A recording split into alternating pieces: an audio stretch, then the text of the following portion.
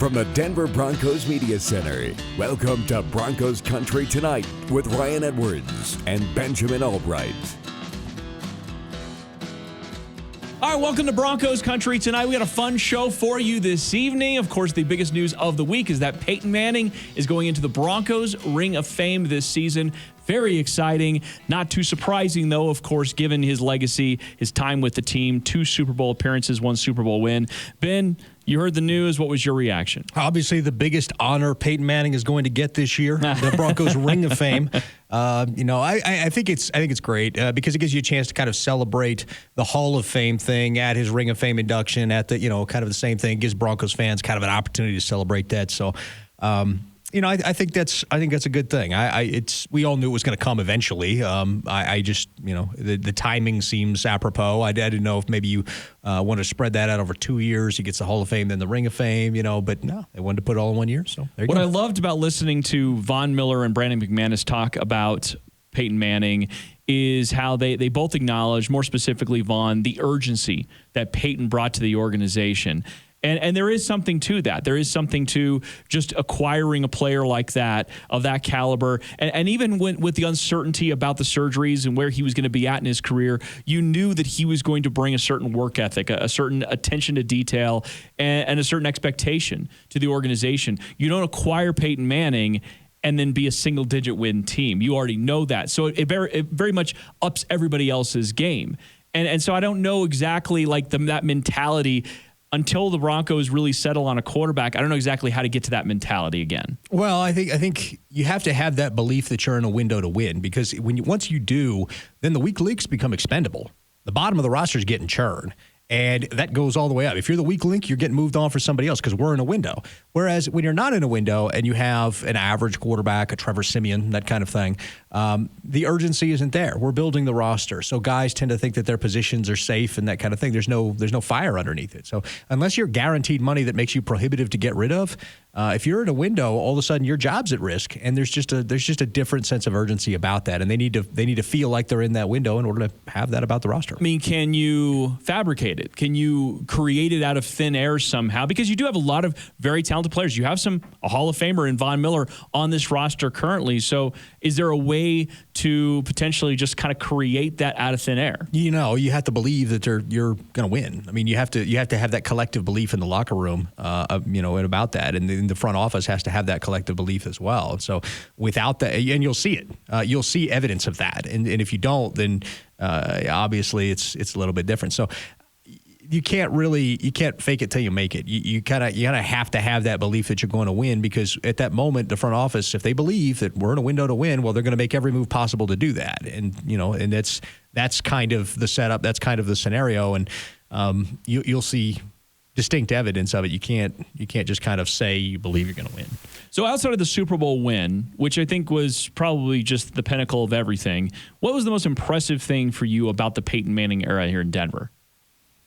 The preciseness, the precision. You came in with an expectation every game that you were gonna be in this game, if not win it. You came in thinking we're gonna win it, and it was a surprise when you lost. And it's kind of the other way around now. It's kind of like we hope to be in some games and maybe we can win them. It's a different attitude. Peyton instilled a confidence that you were going to win football games, and they don't have that right now. They just don't have that. So. The other part of that was the kind of leadership aspect. Peyton Manning, you were going to do it his way, whether you liked it or not. And if you didn't, you weren't going to play. I mean, Bubba Caldwell wasn't exactly the most talented guy in the world. Cody Latimer had way more athleticism, but Bubba Caldwell did things the way Manning wanted. Cody Latimer didn't, and we saw who got playtime. Yeah, I think for me, when it comes back to the Manning era, I think you hit it right on the head. I mean, you thought about the expectation every single year. You're a double-digit win team, regardless of what happens, and you know that you're in every single game. And it's been a while since you felt that with the Broncos. You dictated, as on offense, you dictated to the opponent, we're going to beat you, and it really doesn't matter exactly what you're going to do. I mean, the Seattle Seahawks were the one team in the Super Bowl that more or less dictated back. And at that time, of course, the Broncos had the MVP in Peyton Manning. They had the number one offense by a mile, record-breaking. And that was the one time that it was kind of like, okay, well, we're not used to seeing the Broncos offense being dictated to. But otherwise, the overwhelming memory for me is just the offense is going to do what they're going to do. The defense hopefully can keep them in it if they need them to, but otherwise, this is an offensive team and an offensive identity. That's part of where I don't know how exactly they get there unless there's a significant change of quarterback, but that's where they need to get to at some point. Well, yeah, and if you go back and you look at last year's tape, the Broncos had some pretty good second halves. Where was that play calling in the first half? Maybe we start out with that sense of urgency and that sense of play calling and that tempo, and that builds the confidence in the offense, and then all of a sudden the team kind of gets confidence in that offense, whoever the quarterback is. But I think we need to do a better job starting hot. If they can get this team started, Broncos under Peyton Manning started hot. Oh, yeah. And that has been something that's been sorely lacking since. They've been playing catch-up, and it showed. And they're not able to win as much when they're playing from behind to become one-dimensional. There's another part also that Peyton did is he attracted talent. He was able to attract on the defensive side. We know about the acquisitions they made during the Manning era. After they lost the Super Bowl, John Elway rebuilt the entire defense. He brought in DeMarcus Ware, Aqib Talib. They brought in Ward. Yeah, they brought in all sorts of talent. Emmanuel Sanders on the offense. I mean, they just so much talent wanted to come to Denver, and that is kind of the difference when you have that quarterback. And so I don't know if Teddy Bridgewater is that kind of guy for free agents. At least right now, I don't believe that. Drew Lock could be that guy. But in the end, that's what this team, and this is a bigger topic I think I want to get to in the next segment, that's kind of where the next level for this team. You've been building the youth for a while. The youth is there. You're already one of the youngest rosters in the league.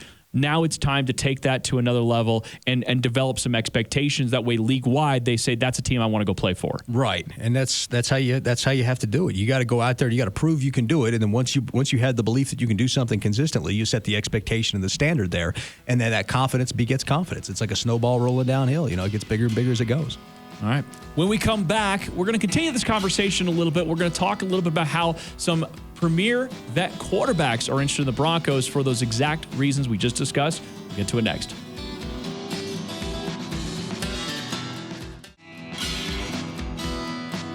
Welcome back to Broncos Country Tonight. Here are Ryan Edwards and Benjamin Allbright.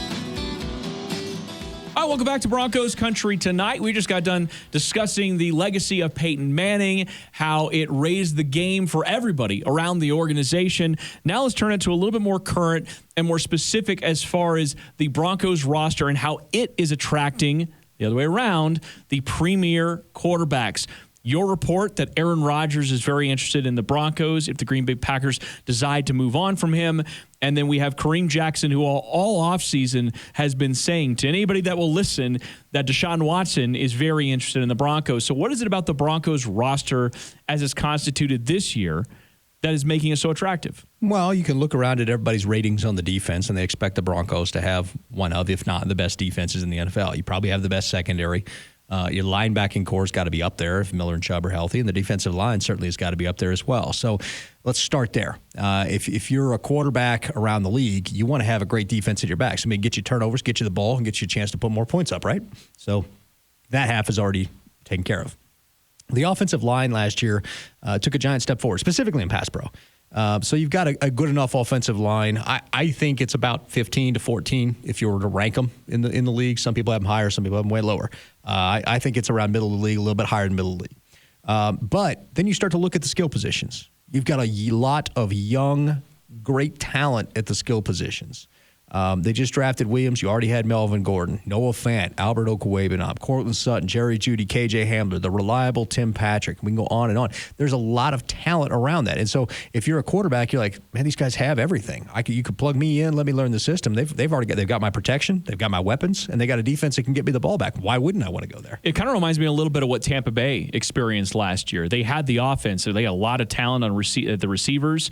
They had a good offensive line. They had a defense that had been building for several years to become now they added a couple of guys in the draft and they ended up hitting on those, but they had their inside linebackers, they had pass rushers because Shaq Barrett had already been there the previous year and set the sack record. So they had talent kind of at every level, but they had such inconsistent quarterback play with Jameis Winston. Yeah, he got you some touchdowns, but he led the league in interceptions. It was by a lot. Remember, the first 30 for 30 guy. Right. So that's what it kind of reminds me of where the Broncos are currently at. They're kind of right up to it. They're attracting the premier level quarterbacks, in part because they look like a team like Tampa Bay who just won the Super Bowl. Yeah, and that's the thing. Tom Brady had some input on bringing some guys in that he wanted. You know, he got Gronk to get there. He had them go get some specific role-playing running backs that he wanted, and obviously the Antonio Brown situation. But Ronald Jones was already there, and he had a boom year, right? But but I'm talking Fournette and some of those, power back, pass catch back. You know, Tom Brady likes those specific guys. You know, he likes those specific role player backs. And so they did that, and Antonio Brown too. We saw that. So, you know, I think that Tampa had been building that for a while. Broncos have been building kind of quietly a monster for a while. They just need a point man. They just need the point guard to pull it off, the quarterback to pull it off. And so whether that's Locke, whether it's Bridgewater, whether they trade for an Aaron Rodgers, whatever that is, you know, if you're the Broncos and you're a Broncos fan, you got to be excited because this team is just about complete. You know, John Elway put some good bones in this house. It just needs to be finished. It's not done yet. It needs to be finished, and there's a big missing piece, and that's the front door. But this comes back to a little bit of that conversation we were having about drafting a quarterback, because if the team is already a young team, they're already, I guess, on the precipice and they're ready to go. Drafting a quarterback means that your window maybe not opens until next year or the year after. You're actually looking at that development time that it's going to take for that quarterback, where I think the conversation about a Matt Stafford would have made more sense. Or in this case, if you can somehow acquire Aaron Rodgers, but the thing with Deshaun Watson, that might be a little bit too far out. Well, John Elway realized that. That's why the plan was to bring in veteran guys and also draft guys and develop them. The problem was the veteran guys that they brought in weren't good enough to win, right, and the guys that they drafted didn't pan out. You know, you go back and you look at how this situation is panned. Mark Sanchez wasn't good enough to make the roster. They went with Trevor Siemian. Paxton Lynch never developed. Case Keenum was just a guy. Joe Flacco, couldn't get it going. Drew hasn't turned into yet what they wanted him to be, whether he does or doesn't, and Teddy Bridgewater's kind of more of the same. I mean, he's basically Case Keenum 2.0 when you look at it. So at the end of the day, John Elway had the right idea, just the wrong guys. The right idea was bring in the veteran that can be the bridge for a couple of years and get you through the window, and develop a guy behind him that gives you the opportunity to open another window once that guy's done. And unfortunately, it just didn't work out. So what's the window look like right now for this roster? Because you're going to come up on some contracts. We talked about Cortland Sutton. They're going to keep Bradley Chubb, but they already have him on the fifth-year option anyways. But there are some contracts that are coming up, some decisions to be made. Well, you got Justin and Shelby in the long-term deals. After this season, you do have contracts that are coming up, and you're going to have to start figuring that out. Who are you going to pay, where are you going to pay, and where can you pay? If you bring Aaron Rodgers in, the window's as long as Aaron Rodgers is still able to throw. You can look at Green Bay. You take him off that roster, that might be the least talented roster in the NFL. It's not good, and then you look at Houston. It's on par with Houston, So I think that you have some decisions to make. Who are you going to pay and who are you going to let go? Where's the money that you're going to bring off the books? Now, you are getting a bump in the salary cap, which is going to be very helpful for this Broncos team because it comes along exactly the right time. But you're probably going to have to let go of Von Miller. You're definitely going to let go of Melvin Gordon. Graham Glasgow's probably gone. The Juwan James money comes off the books. So there's space available to make these signings. You just got to make sure you're investing the right amount of money in the long term for these guys, that they justify making those expenditures. Very quick, are you a little surprised that this team is garnering that much interest from premium quarterbacks, considering the division is Patrick Mahomes and Justin Herbert in it? I don't think so. First of all, Herbert might take a step back this year. I mean, they got a new offense. Joe Lombardi wasn't very good as an offensive coordinator previously. Second of all, you look at the young talent. You look at the team that's around. You don't look at who's in the division. You look at what's on that team. Can I win with the people on that team? And if you can, you go. If you're not, find somewhere else. All right, when we come back, Von Miller's relationship with the young players on this roster. Really intriguing stuff. We'll get to it next.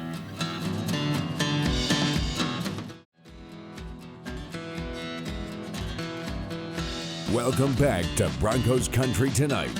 Here are Ryan Edwards and Benjamin Albright. All right, final segment of Broncos Country Tonight. Von Miller was speaking with the media earlier this week, and he was asked about Malik Reed and his relationship and the fishing trip, which was really funny because Malik Reed sided that last week, talking about how Von cheats out there.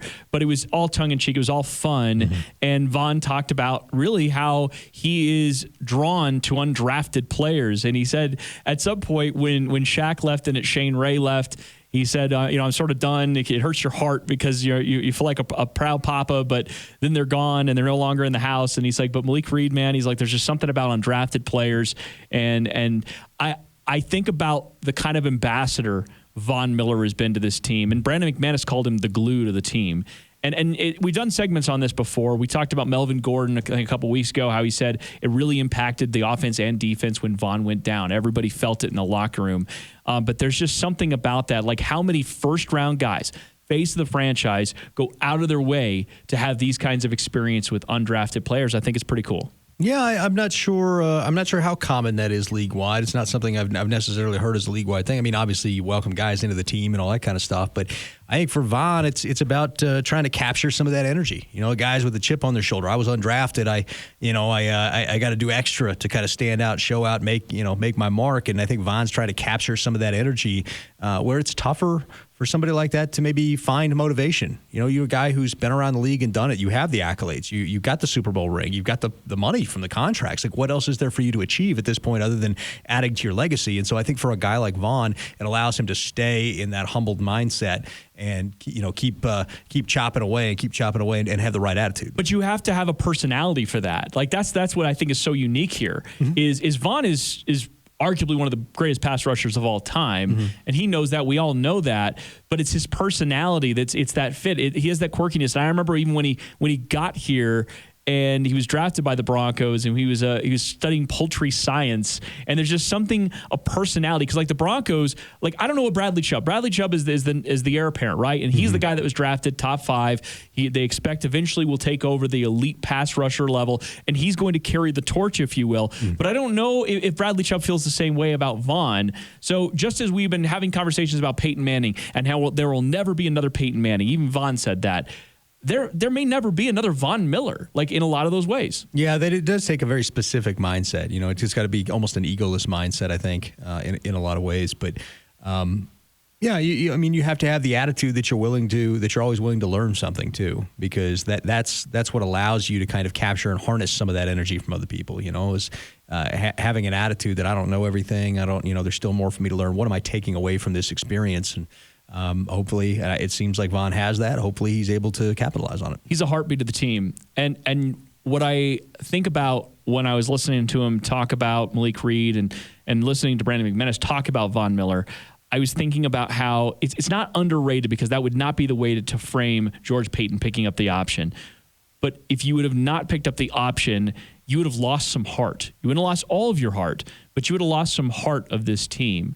And at least on that level, maybe it's a bit underrated. Well, he's the last skill position player from Super Bowl 50 that's left. You know, only Brandon McManus is the only other player that was on that team that's still left with the Denver Broncos right now. So you would have lost some institutional knowledge. You know, you would have lost something from an era where the Broncos were successful. He's like the last guy here from the successful era of the Broncos, where the last half decade really kind of hasn't been. So I think there is something to be said for that. I'm not trying to paint him out as the old wise, father, no. But there is something to that. There's some institutional knowledge that would get lost if they hadn't picked up that option. Yeah, and he has to now, as we've talked about leadership and sort of passing the torch. Like, I wonder what it's going to look like on the other side, because maybe Von Miller gets another couple of years here. We don't really know. The window changes slightly if they do bring in, say, Aaron Rodgers, if somehow they do make a splash move there, or if they go in a completely different direction next year. Mm-hmm. We don't exactly know. They're in good salary cap situation right now,